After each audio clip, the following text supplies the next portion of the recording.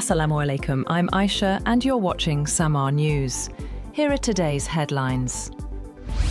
China has launched its largest ever military drills around Taiwan, deploying warships, fighter jets and live fire across record zones near the island. Beijing said the Justice Mission 2025 exercises show its ability to cut Taiwan off from outside support, as Taipei condemned the drills and placed its forces on high alert. China has opposed any attempt to split territories in Somalia, affirming Chinese support for the sovereignty, unity and territorial integrity of the East African country. Foreign Ministry spokesperson Lin Jian said no country should encourage or support other countries' internal separatist forces for its own selfish interests, urging authorities in Somaliland to stop separatist activities and collusion with external forces.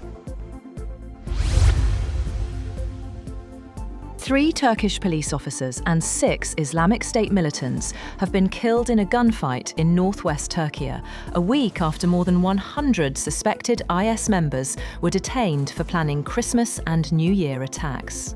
Interior Minister Ali Yerlikaya said 8 police and another security force member were wounded in a raid on a property in the town of Yalova. More than 100 addresses were raided nationwide early on Monday.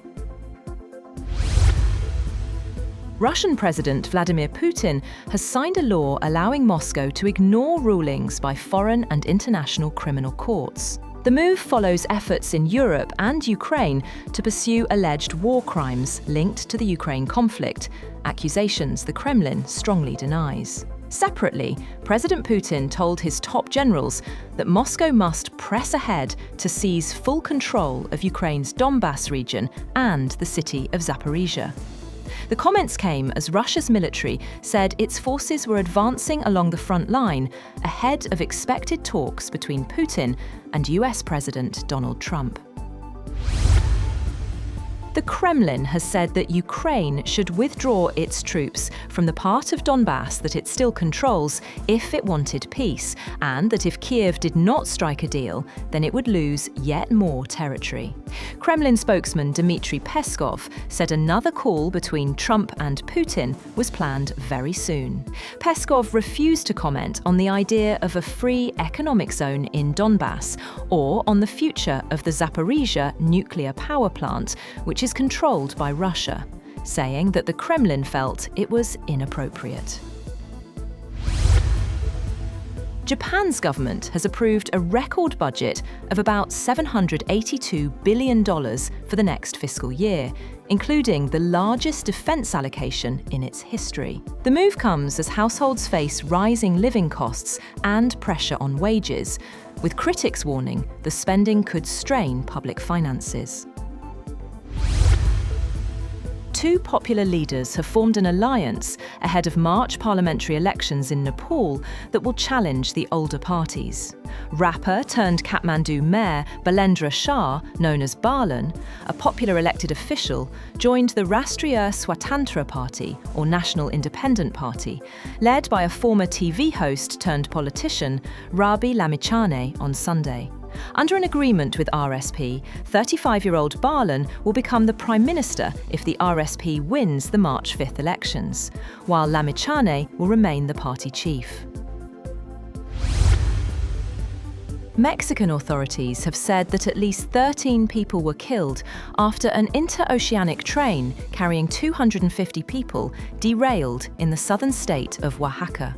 The Mexican Navy said the train, which derailed near the town of Nizanda, was carrying 9 crew members and 241 passengers.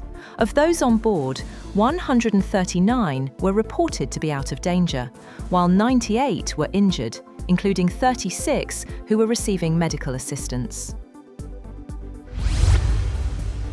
A fire at a retirement home in the city of Manado on Indonesia's Sulawesi island has killed 16 people.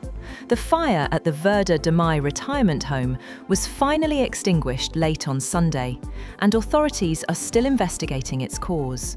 Footage showed the fire blazing through the home, turning the night sky orange, with residents appearing to help one elderly person escape from the burning building. And FIFA President Gianni Infantino says demand for next year's World Cup has surged, with around 150 million ticket requests in just 2 weeks, despite criticism over high prices. Speaking in Dubai, he defended pricing, saying revenues from the tournament are reinvested into football worldwide. That's all for now. For more updates, visit www.samaa.tv. Thank you for watching Samaa News.